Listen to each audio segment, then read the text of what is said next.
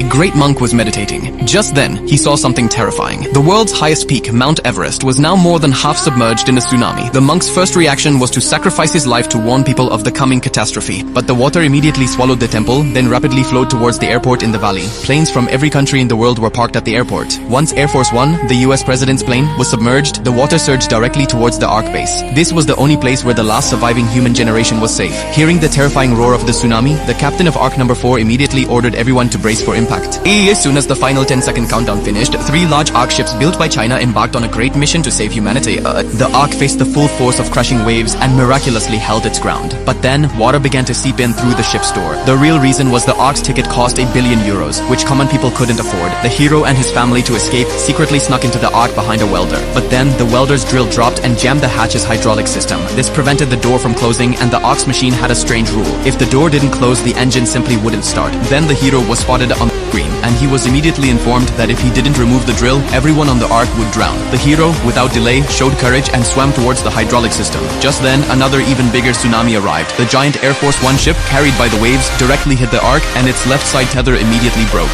Due to the massive collision, the front part of Ark number 4 rapidly tilted to the right and struck the adjacent Ark number 5. After this, the Ark completely lost control and rapidly fell into the raging sea.